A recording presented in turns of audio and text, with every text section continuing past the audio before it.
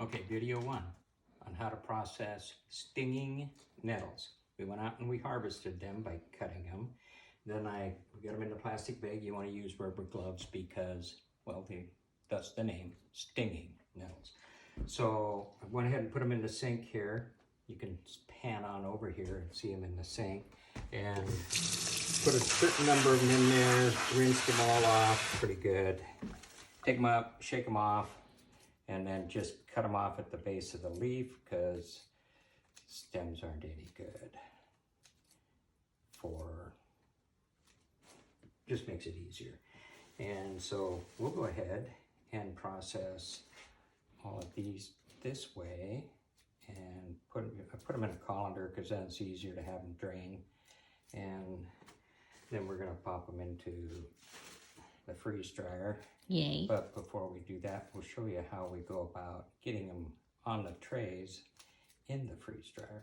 Stinging nettles have the highest amount of protein than any plant in the world, even more than kale.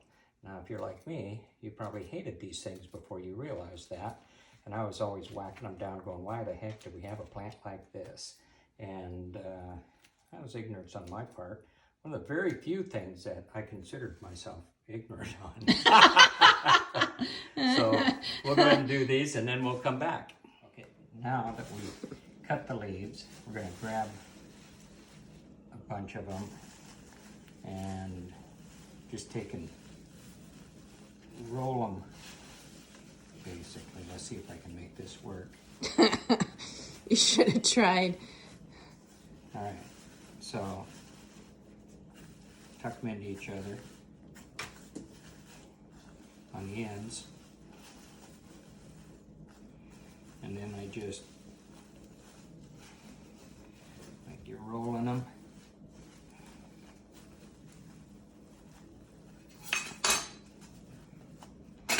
And then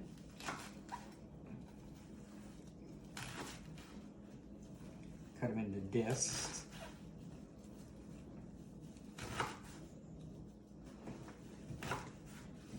Okay.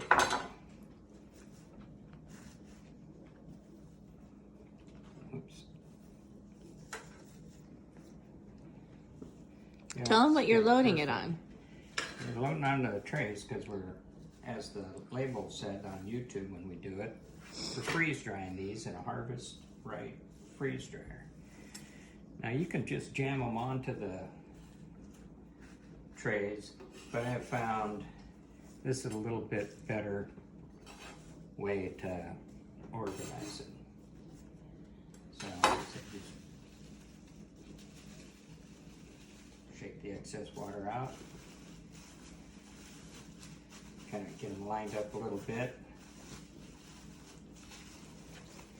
Kind of like Bob Ross says, it's your own little world. You can do it however you want.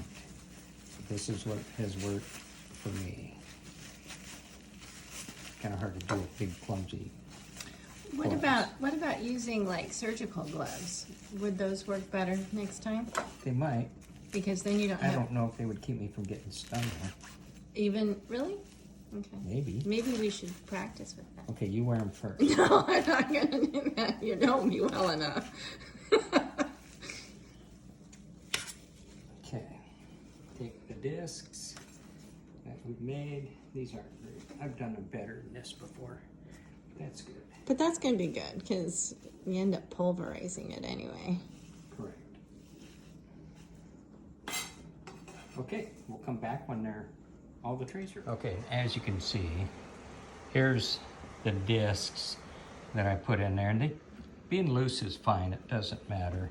I just took the extra leaves and threw them in there, but here's the other ones, the other two trays. So we're gonna pop these in the freeze dryer and see how that works out for us. Okay, here we are. I don't have my photographer or camera operator with me. So this is about 22 hours of freeze drying, give or take. And we'll go ahead and take it out and go in the kitchen and show you how we jar it up. here we are out of the freeze dryer, and as you can see, it's all dried and crunchy. And this is the advantage of doing the disc. You can get a lot more in versus just throwing it down there willy-nilly on there. So worked out pretty good. So see, they dried pretty good. Okay. Push them loose into a regular mason jar.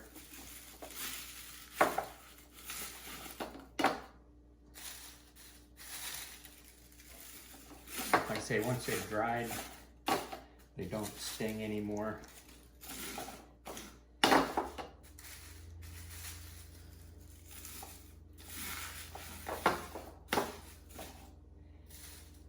mentioned earlier that the stalks, I didn't use the stalks.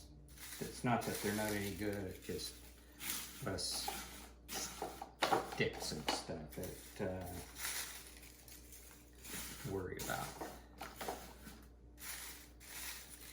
And freeze drying them, you're going to preserve like a vast amount of protein and all the vitamins and all that stuff versus dehydrating. You only get about 40% with dehydrating, 80% this way. Are you gonna tamp it down and put more in? I could. Yeah, I think you should. All right. So we put these in our eggs and make tea out of it. You can use it like you do spinach. You can, that's what we do, is put it in the eggs. You can, anything that would use lettuce, kale, anything like that, you can use this in replacement of, and actually get more benefits out of